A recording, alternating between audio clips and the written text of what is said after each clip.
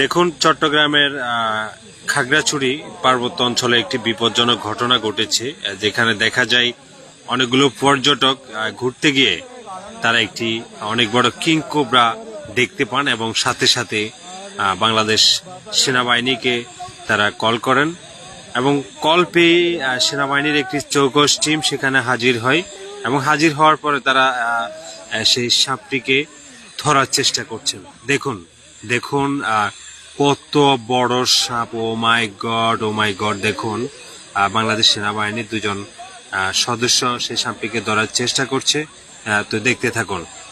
আসলে পার্বত্য অঞ্চলগুলো খুবই ও মাই গড কত বড় সাপ! দেখুন, এটা কমপক্ষে 10 থেকে 12 হাত লম্বা হতে পারে এবং কি পরিমাণ মোটা ভালোভাবে একটু খেয়াল করুন।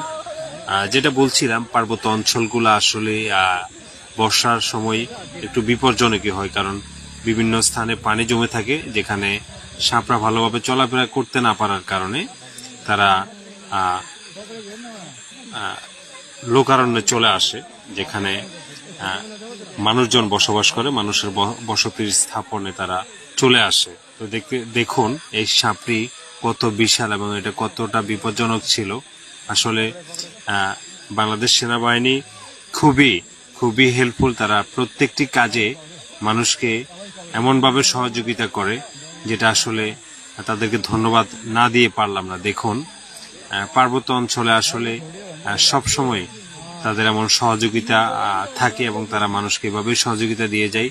দেখুন, বাংলাদেশ সেনাবাহিনীর পাশাপাশি একজন উপজাতি ভাইও আছে, যিনি সাপটি ধরার জন্য সহযোগিতা করছেন। দেখুন কত মোটা একটি সাপ!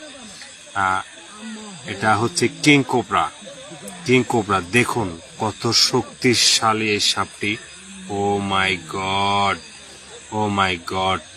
দেখুন কত বড় এই সাপটি! ও মাই গড! বন্ধুরা, এই একই জায়গায় ইতিপূর্ব সেম আরেকটি ঘটনা ঘটেছে এবং এর থেকে বড় একটি সাপ সেখানে ধরা হয়। একবার ভাবুন তো, এই সাপটি যদি আপনার সামনে পড়তো তাহলে আপনি কি করতেন?